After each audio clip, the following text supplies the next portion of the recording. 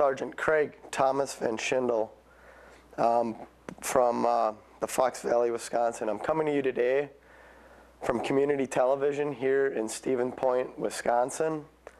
I was born January 15th, 1980, and I am a 29-year-old veteran of the War on Terror. I'm here today to talk to you a little bit about my experiences while in the military, a little bit about myself growing up, and some of the things I have done while involved with Operation Enduring Freedom, Operation Noble Eagle, and Operation Iraqi Freedom.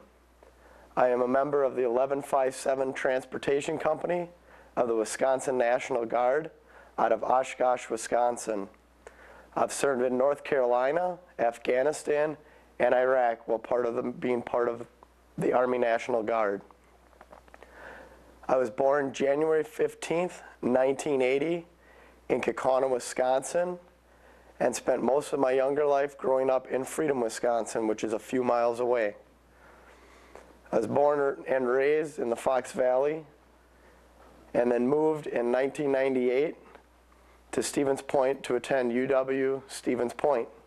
I was a fisheries and limnologies dual major for a year and a half before I decided to pursue other aspects. I come from a family of farmers and businessmen. I have gone to college. Would be a sophomore if I would have continued. I currently work for Donaldson Company Donaldson Company here in Stevens Point. A little bit about myself during the time of war. At the time when the War on Terror initially started, back in 2001, I worked for Carew Concrete down in Appleton, Wisconsin.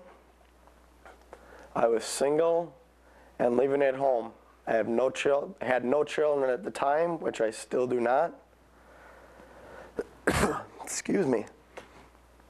I was actually at work in the quarry. I worked in the quarry for Carew Concrete, running a Volvo 330 payloader on their crushing crew, also known as their aggregate division. I was on my way from dumping a load of stone into the hopper of the main jaw crusher, and was on my way back to the blast rock pile when I heard the news come over the radio that a plane had crashed into one of the towers. As I was flipping through the stations trying to get a more accurate report, I came upon public radio just as the second plane crashed into the towers.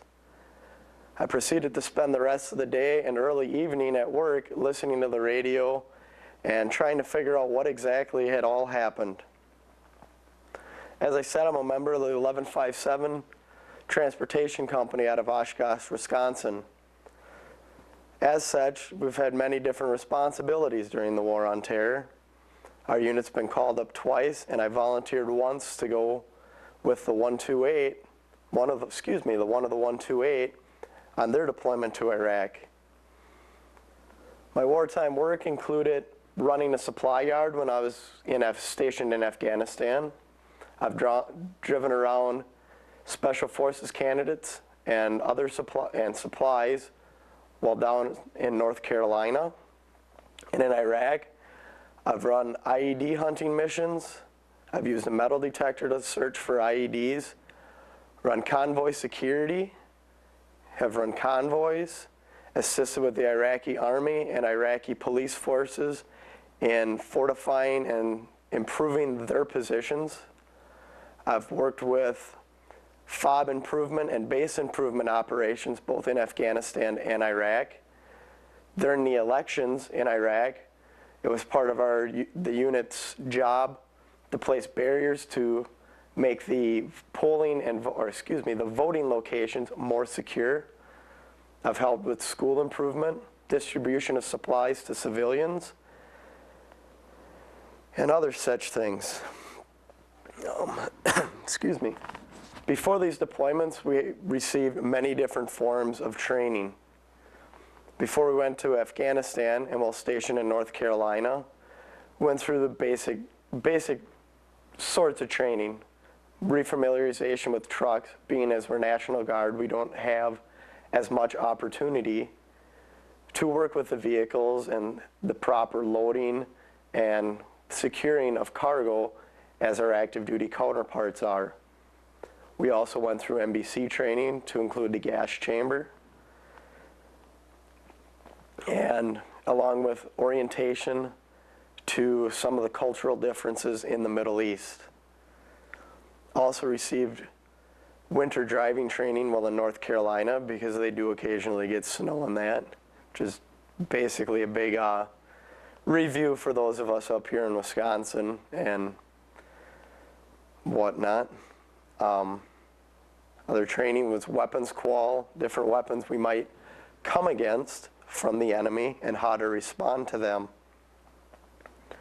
As I said, some of the activities I performed were working with the Iraqi police and the Iraqi army. While working with the Iraqi police and Iraqi army, and a small amount of the army in Afghanistan, come to kind of get a little bit of a different perspective on their views. Many of them appreciate the fact that we're there and helping them. I've also given a chance to kind of learn a little bit their beliefs and kind of traditionally how they've come to be. I've earned a great respect for the ones that are part of the Iraqi army, Iraqi police, and the Afghanistan army, because in many cases they are facing severe adversity. Many of the people there have a slight indifference to looking down on them slightly because they feel they're cooperating with us Americans, when in reality, most of them are just working, trying to make their country a better place. They're there trying to provide security and safety for their family and friends, and the family and friends of others that they may not even know, which is a lot of the same ideas that I've encountered from the American troops, the British troops, and the other coalition forces that I've had the pleasure to work with during 3 deployments. Yes, you heard me right, 3 deployments.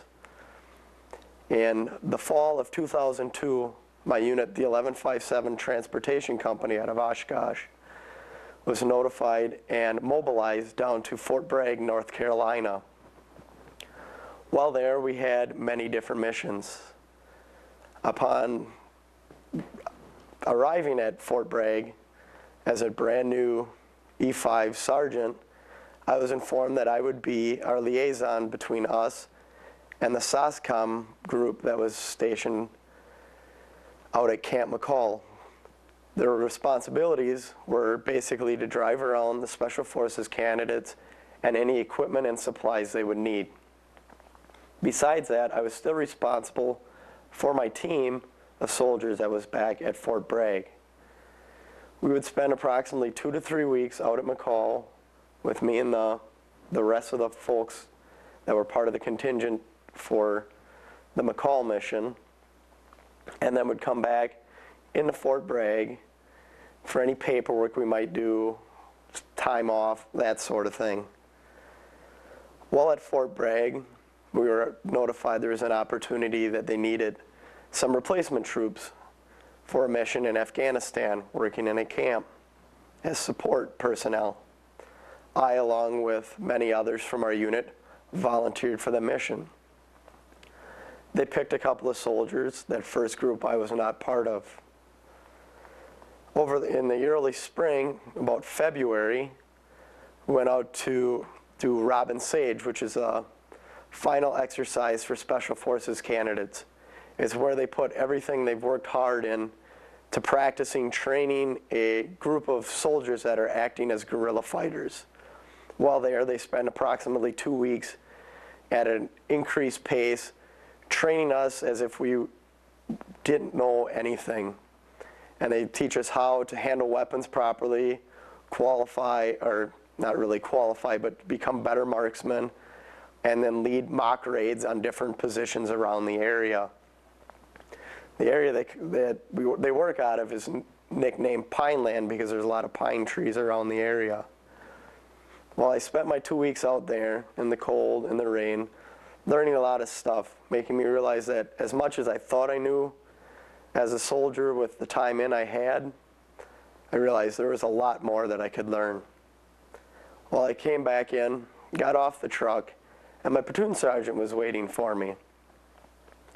And he looks me square in the eye. He goes, when you get back to the hotel, instead of having the weekend off to have a 3-day pass, to go out, kind of relax, have a good time because you've been working a lot the last 2 weeks, along with the rest of them that were out there, you need to begin packing your bags and getting your gear in order. You're part of the next group of replacements for Afghanistan. We left in March for Afghanistan to go to Bagram Air Base. We actually left approximately the same time the war in Iraq was beginning. It took a long time, I forget how many days now, because they all kind of blended together.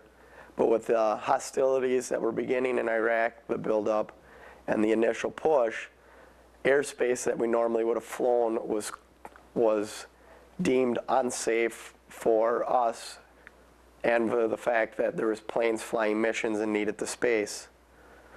So it took us a while. 3, 4, 5 days, I forget exactly how much. Upon landing in Afghanistan, my first thoughts were, wow, the mountains are beautiful, but there's a whole lot of sand here.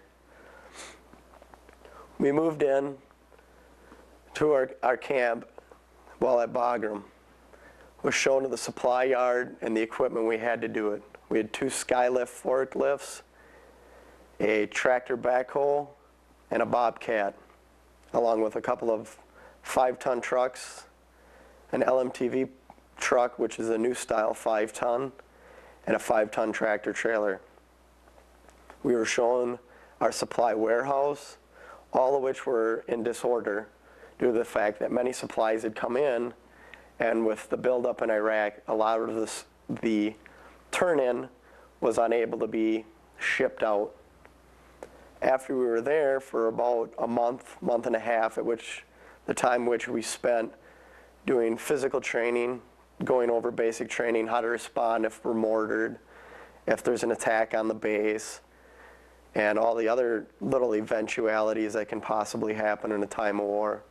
We also spent the time going through connexes of tents which is what they were living in at the time, that had been destroyed from the wind and exposure to elements. Other equipment that had broken over time, just because it's rough country around there.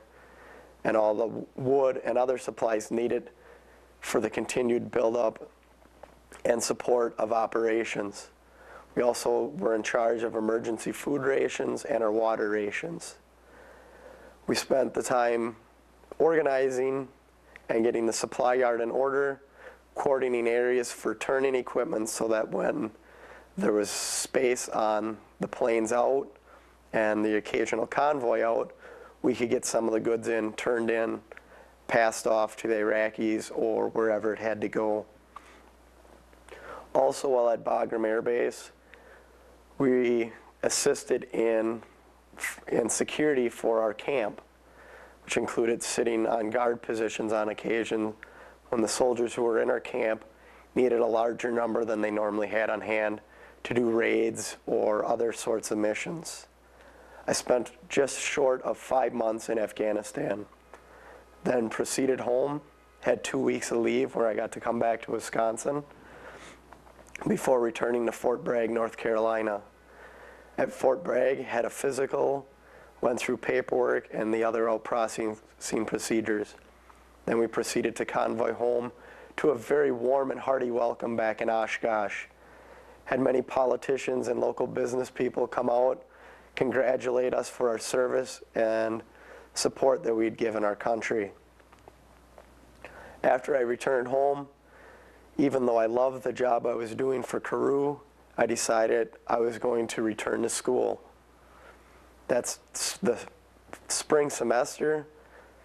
I returned as a political science major. My interest had kind of shifted a little. While going to college that semester, I received a phone call asking for volunteers to go on a deployment of a year to a year and a half, possibly longer as needed, with the 1128. I volunteered. So 9 months after returning home from Afghanistan in Fort Bragg, I proceeded down to Camp Shelby, Mississippi with the 1128, part of the headquarters company and a member of their support platoon. While in Mississippi, where it's very hot and very humid, we went through lots of training. We went through all the basic infantry training to include clearing trenches, clearing positions, clearing buildings, how to respond to different forms of fire and attack, what to do in different engagement styles with the enemy, along with much more familiarization and some basic Arabic skills that we could possibly need, your basic things, how to tell someone to stop, come forward, get on the ground, things that in the course of a day could possibly be needed. We spent most of the summer at Camp Shelby. We had a brief leave before we proceeded to go to Kuwait. We spent approximately a month in Kuwait getting our trucks ready and going through yet more training. Our training included the proper way to handle our vehicles in the different soil mediums that they had there. A lot of driving in the sand, and how to respond to the new threat that was showing up at that time, the IED. And the VBED, also known as the vehicle-borne IED. We had numerous ranges where we went through live fire exercises where they had targets come up, and we practiced shooting from moving vehicles. While with unarmed weapons, we went through different training scenarios that involved vehicles approaching the convoy, how to maintain standoff distance, and what points and how close they would be when we would engage them if all our standoff measures failed. We learned some detainee operations and had a refresher course in how to respond to crowds and or mob situations. In December of 2004, we proceeded and did our push into Iraq. I was lead vehicle commander for the convoy for the headquarters company, and as such my responsibilities were to maintain comms with the scout vehicles that were leading us through. We proceeded over 3 days to Fob Orion, where 1128 and the 278, which is what part of who the 1128 fell under, were in charge of Fob Orion. Once there, we worked on FOB improvements. We lived in ammo bunkers, so we worked at basically dividing off portions so people had some small measure of privacy. Some of them we built second floors in so people would have a little bit more room for their gear. We worked at improving the roadways and other areas around. Our missions there included, as support platoon, we hauled food, supplies, ammo, and all the other necessities for life on the FOB. We worked with guarding some of the locals that hauled things like gravel in and did some of the base improvement at grading and that sort of thing, building up perimeter defenses. Excuse me. We also, as our support platoon, manned 2 guard posts and occasionally assisted with others.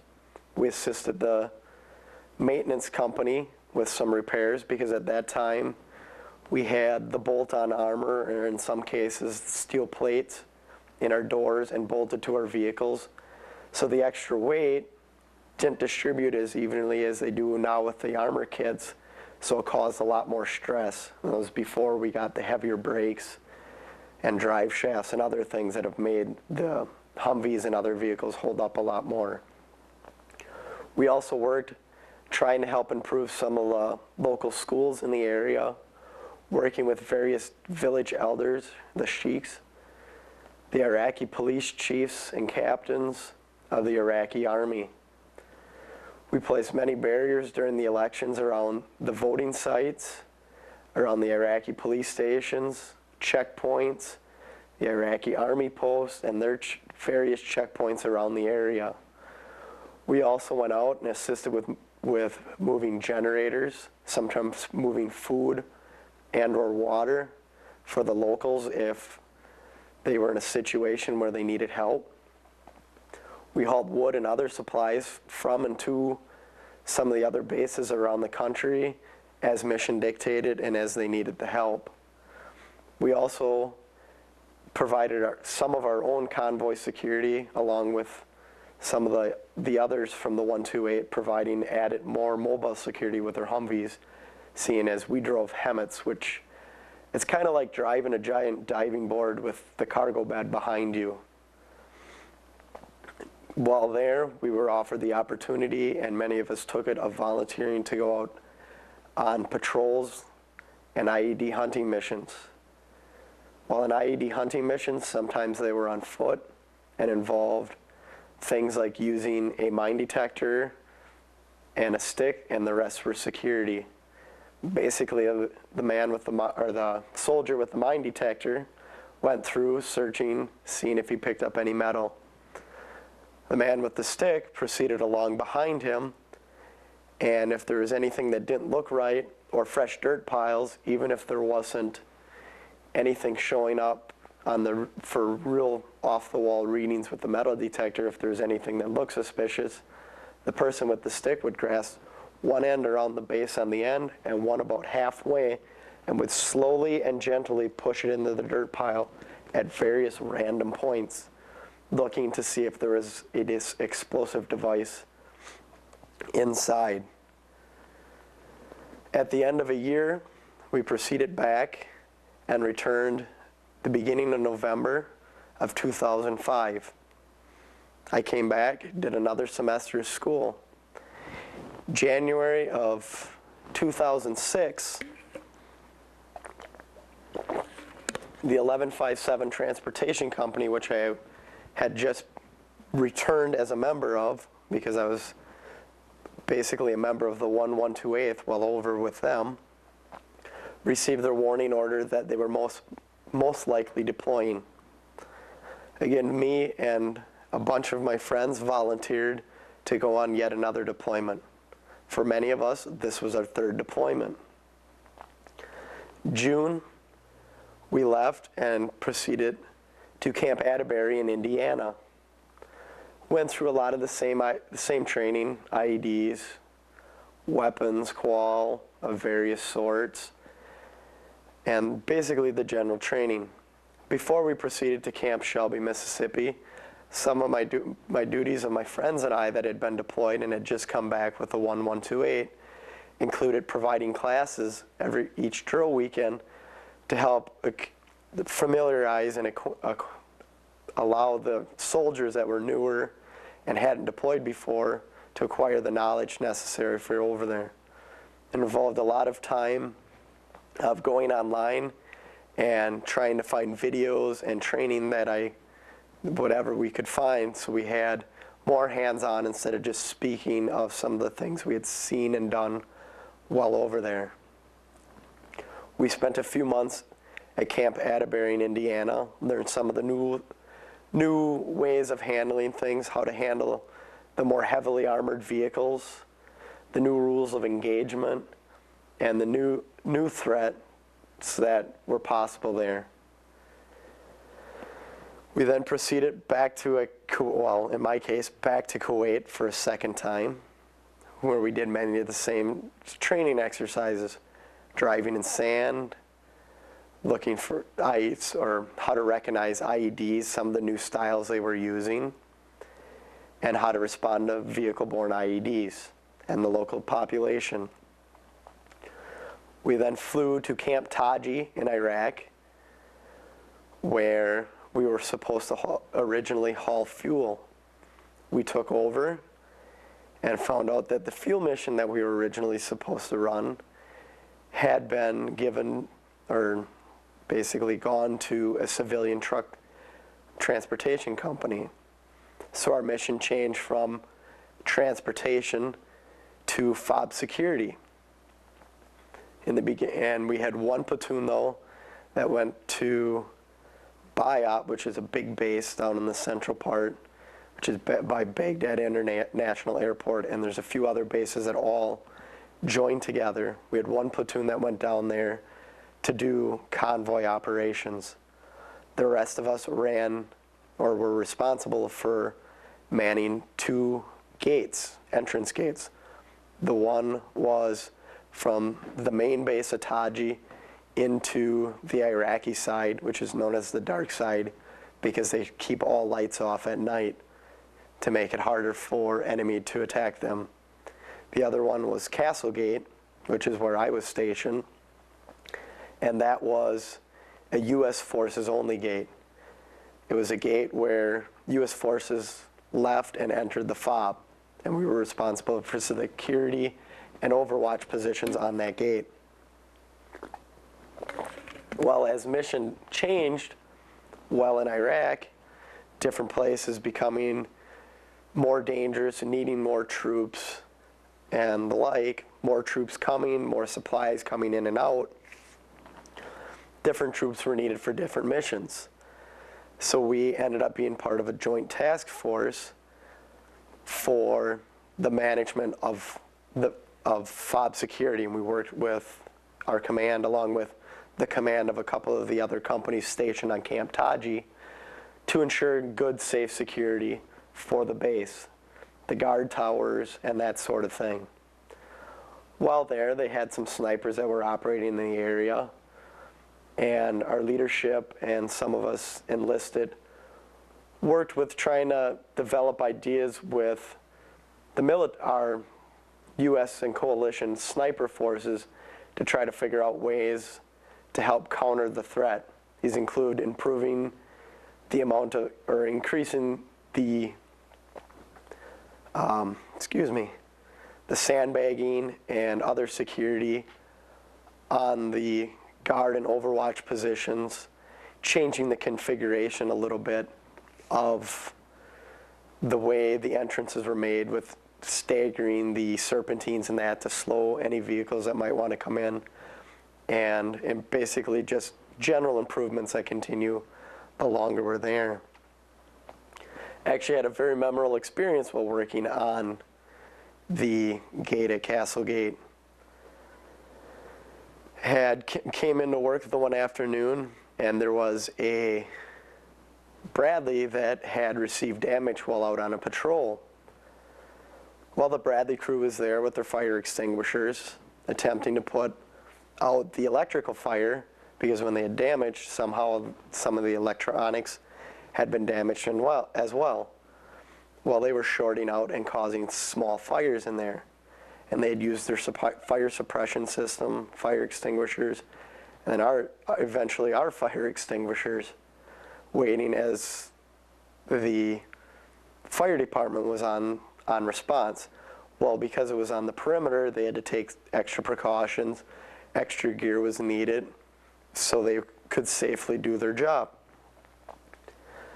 As the fire department was on their way out, but still far away, the fire got out of control and flared up, causing the rounds in the Bradley to cook off.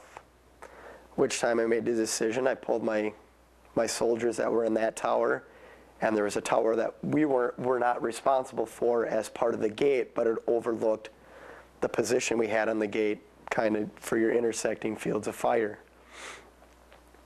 So I pulled my people out of our tower right there, yelled down to the Iraqis, who luckily that day had understood some English, and they were smart enough. They took shelter in their position, and then before leaving the top of the tower and pulling security at the base behind the concrete, radioed over to the other tower that I thought they should proceed to the ground and alert before they did, though, to alert the tower down to watch that sector a little more. As the rounds continued to cook off, we were informed via radio that we needed to move out of the area so the firefighters could shoot their foam and water over the wall and into and over this Bradley. So we got in our ASV, which is an armored support vehicle. Well, that's what we called it then. I believe the name's actually slightly different. And proceeded down. Had my troops load up in the front to drive the vehicle, and then walked around, moved the tank barriers that we had in front, so a V-bed, if managed to make it through the Iraqi point, couldn't crash into the ASV or the tower. Drove down, picked the Iraqis up, latched it shut with the armor, and drove down to the center point of, the gate, where we had the exit gate, which went off to our right, and then, the exit gate went to our right, and our exit gate at that time was from the left. And we were out working on entrance gate, came down to the center, parked the ASV to prevent anybody from possibly running through there. And I can remember watching out the bulletproof, or the armored ballistic glass, and seeing the flames licking over the outside of the Bradley at this time, and the rich black smoke rolling over it. Thankfully, nobody was hurt by the rounds cooking off or any of that. But it's one of those things that you realize that in a different situation, or if you let your guard down, don't pay attention, bad things could happen. That was some of the more difficult things that you had to deal with, is the fact that when you're outside the wire, even inside the wire, something could blow up, stray round could happen, or something as simple as a piece of equipment becoming damaged and malfunctioning could have serious side effects. While there, though, it wasn't all work.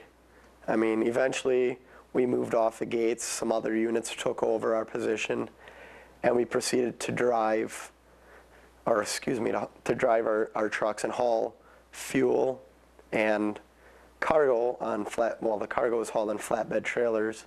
The fuel was hauled in armored tankers as the troop buildup began. At the end of that, came home again, as with both previous deployments, a big hearty welcome home. At the time I joined VFW, post that my uncle belongs to. But while in Iraq, it's not all work. There's downtime.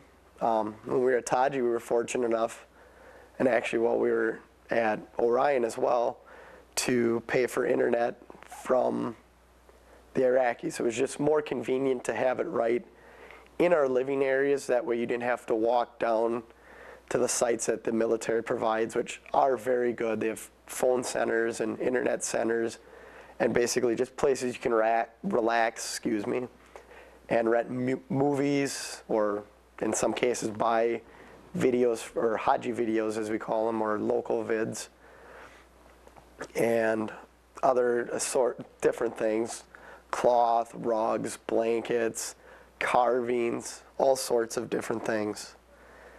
They also, especially at some of the larger bases, did things such as, well, even a lot of the smaller bases now have weight rooms and whatnot, and they plan things like baseball and softball tournaments, flag football leagues, pool leagues if they have them. Taji, we were fortunate enough, they had a swimming pool, which a lot of people think, swimming pool in the middle of the desert? You know, when it's 100, 110, 115 degrees, slide in the water, which is in the 80s, 90s sometimes, and it feels really, really cool and is really nice just to swim around. And little things that are reminiscent of home help make the time go a lot quicker, especially since the email is nice, since there's no set time on how long a letter can take. It might take 3-4 days, a week, or in the case of the first time I was in Iraq with the 1128, my parents sent a letter in December, approximately the same time we were moving into Iraq. In January, my grandmother sent me a birthday card with pictures from Christmas and that, because they knew I'd enjoy seeing my little cousins and my godson. The letter my grandma sent me a week before my birthday arrived the day after. the letter my parents had sent almost a month and a half before didn't arrive till almost 2 weeks later. I had letters that they had sent after in packages that I received before the first letter, which is why I always told my family and the rest of the soldiers that were deploying after my first one, have them put numbers on the letters, especially if there's things that they're going to talk about later. So you know, all right, I received letter 2. Well, where's letter 1? Or letter 5? Where's letter 2? Or whatnot. So that you're not completely confused when you open the letter and like, what do you mean you told me about this in the last letter? And it's kind of understandable. The mail's coming from a long way. And while it is a priority, food and water and medicine and that for medical care take precedence, as they should. And things happen. There's a lot of people packing mail, sorting it, making sure illegal things aren't being sent to Iraq or from Iraq. Excuse me. Like I said, the social activities, they even had such thing as board game tournaments. I mean, board games. A lot of us haven't played board games since we were young kids with our families. And it was quite fun. I met a lot of wonderful, interesting people while over there. Probably the most notable would have to be Specialist Favor, who I actually had the pleasure of seeing again this last summer. He still belongs to the 1128 and is actually part of the deployment they have coming up. 1157 this past spring and summer had the opportunity to assist with convoy ops for the training mission for the units that are deploying this spring. And I ran into Favor again and remembered just what a character he is. Always laughing, always joking, always a good word for somebody if they're having a bad day. Good listener, not too serious unless he needs to be. Basically, all around good Joe. The kind of guys you hear about when you see some of these programs about these vets from World War I, World War II. The guy that keeps everybody laughing, keeps morale up. The living arrangements, they vary, kind of depending on where you are. Theaters of war, size of base. There's everything from, well, I haven't been to Afghanistan now for years, but when I was there, they were living in tents. I was fortunate the camp I was in, because of who we were working with, excuse me, they had units that provided some air conditioning, kept it cooler during the day so it wasn't quite so hot. As I said, when we were at Orion, we lived in ammo bunkers, which helped keep it cooler, and then we're fortunate enough to have air conditioners in them, which in the summer was very nice, and in the winter provided heat. Now I know most people think, well, it's hot there. Most of the year, you're right. But for a few months in the winter, it gets cool. Don't quite say cold because, well, we get much colder here in Wisconsin.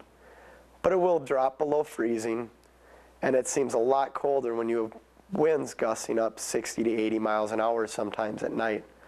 In the winter in Iraq, it gets wet, muddy, and then in late spring, before it warms up, it gets really dusty. You have the dust storms. And the mud is probably the worst part about the winter. The cold, you can kind of deal with.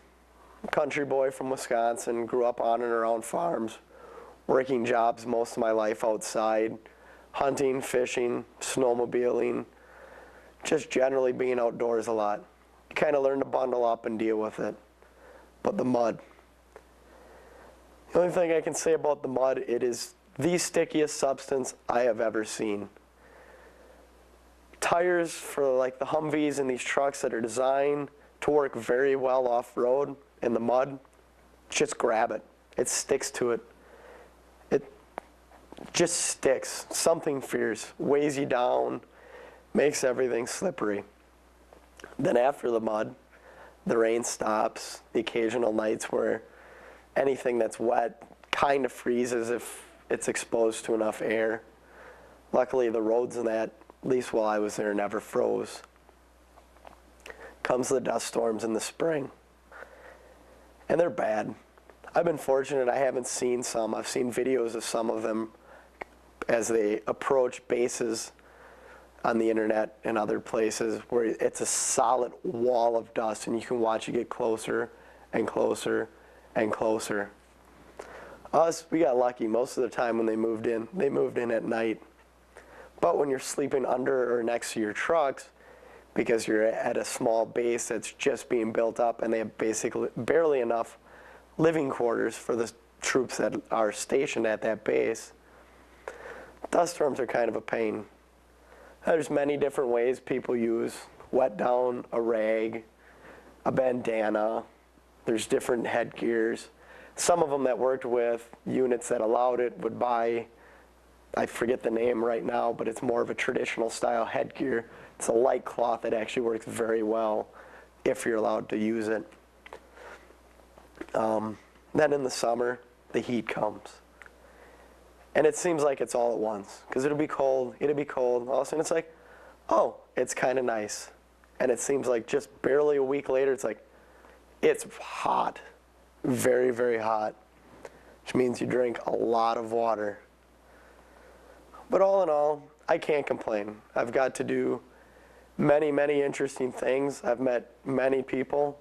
Actually, the interpreter we had while working on the gate, because we had Iraqi Army working with us, is, last I heard, was in the United States and is most likely going to be working with the government here. A lot of people ask me my feelings about the anti-war protests and that sort of thing. That's the right. That's one of the reasons most of my friends and myself have joined the military, to help protect those rights. All I ask is be respectful of the soldiers. They don't make policy. They see that as part of their job, and that's why I volunteered 3 times. I couldn't let my buddies go and not go with them. They're like family, but so much more. I love my family, and I know my family would do anything they could for me. But there are friends that I know in a heartbeat would give their lives to protect my own, and I would do the same for them. Along those lines, I guess, comes also the questions about the news of the war that you see on TV. All I can say is take everything with a grain of salt. It's really easy to sit back here in your armchair, all sprawled out, just watching the news and making judgments based on the knowledge, on facts that are being presented. Just remember, most of these men and women that are over there, when they were in that situation, many times they have people shooting at them, things blowing up, enemy attacking, that sort of thing. They have that much time usually to make the decision that can mean the death of themselves or others. I'm not saying that mistakes haven't been made or won't ever be made, and they do happen. Unfortunately, that's a tragic consequence of war. There is collateral damage. Innocent people do sometimes get hurt. The people that create those accidents, they feel guilty. Just remember, they have to live with that for the rest of their lives. And it's not always so easy to see it from their point of view. Because when you come back in to investigate, everything isn't always exactly the way it is. There's a lot of poor people in Iraq, and they make do getting by how they can. Same is true in Afghanistan. Weapons and things of value sometimes are picked up because they're trying to make money to feed their families. And I don't begrudge them that. It's the same I would do for my family. I would do what it took to try to keep food on their table and a roof over their head. All I can say is we try to do the best we can. The military didn't make the decisions to go into Afghanistan and Iraq. That was our elected leaders and the politicians, which each and every one of us, we have the right and ability to vote. So remember that. If you don't like what they're doing, you have the ability to attempt to change that. My views, they've pretty much kept the same. I've realized we're a country, we're made up of human beings. People are going to make mistakes. Not everything's going to be good, not everything's going to be bad. All we can do is try to do the best that we can hope to do. If we make a mistake, learn from it, improve from it, so that hopefully it never happens again. Pay attention to the past. Biggest change the war has had is, it sounds funny, but it's helped me control my temper. Growing up, wasn't always able to. It's taught me self-discipline. That sometimes you have to wait, because to move could get you killed. And that's gone through with everything else. It's helped me to calm down and appreciate all the little things. My mom and dad love to laugh when they go out with their friends, especially if I'm around. First time when I came back from Afghanistan, being up in the mountains at Bagram, sense of smell was greatly enhanced. My parents were taking me out to dinner, kind of celebrate my homecoming, along with a bunch of my family, some of my friends that were going to meet us there. Walked out of the house. My parents have a place in the country. Mom and Dad look around. What's that smell? Dad kind of chuckles because he was a farm boy. Smells like the farmers are cleaning the pits. I looked at my dad, smiling. You know, that smells like home to me. I said, that is the best thing I've smelled since I left last fall to go down to North Carolina. Because that was such a part of my life growing up. Being on and around, working around farms and having the farms around us. All I can say is I appreciate life. I appreciate all that I have. I may not have as much as some, and basically less than others, more than some. But I'm content. I try to better myself, as I hope everyone else does. And I guess usually when I talk like this, VFW guys that I'm with, they always ask me, you know, is there anything that you can kind of go out on a bright note? Heard a comedian once. He was a Vietnam vet. He was doing a show. Had a vet that was just back from the war in Iraq, and he asked him, so what did you think the first time you got shot? Because in his experience, pretty much the same general line of thought. Kind of echoed my own the first time I got shot rolling through Baghdad on the way to Camp Taji. You know, somebody should stop that guy because somebody could get hurt. Then, as you're looking down the barrel of your rifle, watching for any potential hostilities, you realize, kind of pause, think to yourself, you know, it could be me that gets hurt. It could be my buddy on my right, or my buddy on my left, or somebody else I work with, or one of the innocent people that just happened to be in the neighborhood as we were going through that gets hurt. And it basically makes me always want to end on, you know, be respectful. Treat others, whether you think they deserve it or not, treat them with a basic level of decency. And part of that is, guys, you're not cool keeping your hat on when the national anthem's playing. Show some respect. Take your hat off, stand there quietly. There's one thing that really, really bothers me. A lot of people have gone to places that they didn't necessarily really want to be in and seen a lot of stuff that no man, woman, or child should ever have to see or deal with to help ensure your right to be standing there. Yes, the flag is only a symbol, but for those of us that have served and our families that have stood by us during those times when we were gone and in danger, and even when not in danger, just gone from home, doing humanitarian aid missions or helping with things around the state, natural disasters, that sort of thing.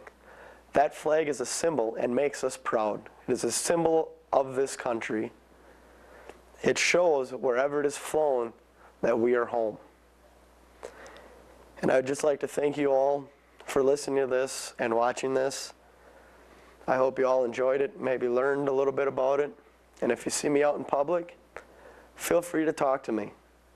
If you do it respectfully, I'll answer your questions to the best of my ability.